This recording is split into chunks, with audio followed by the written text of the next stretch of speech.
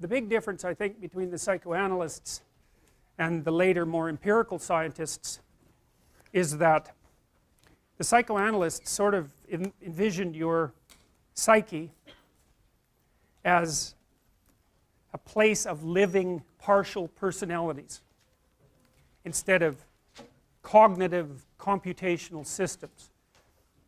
You know, they took into account the fact that you're alive and that the parts of you are alive. And you know, there's a neuroscientist named Gazzaniga. I don't know how to say his name. Gazzaniga. That's wrong. Gazzaniga. Yeah, I think that's it.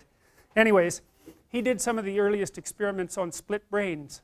And so sometimes if you have intractable epilepsy, which I wouldn't recommend, by the way,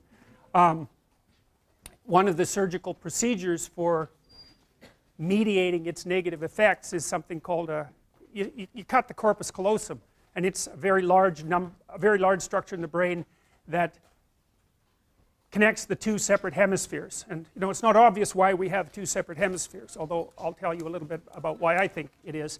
But anyways, they do communicate.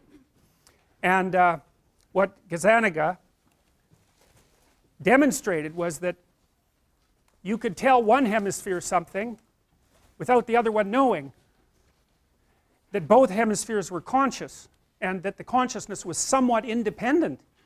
Really strange. It's very makes very interesting reading.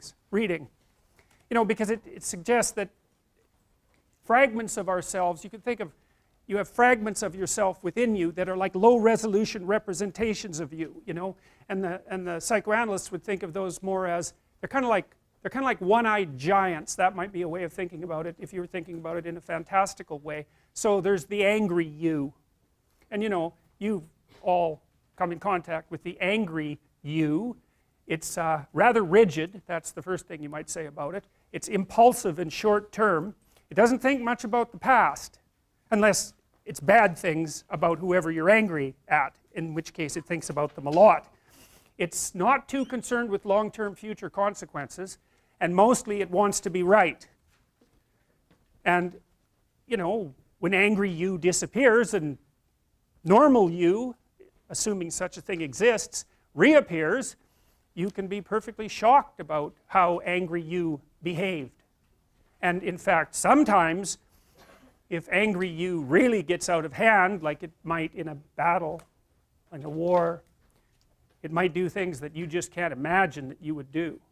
And under those circumstances, you can reveal parts of yourself to yourself that are so foreign and so horrifying that it will leave you with post-traumatic stress disorder. Because it is the case that many, but not all, people who suffer from post-traumatic stress disorder, especially if it's battlefield related, get it because of something they did rather than something they saw or something that happened to them. And that's really worth thinking about, you know. I mean, there's a lot of weird potential nested inside people.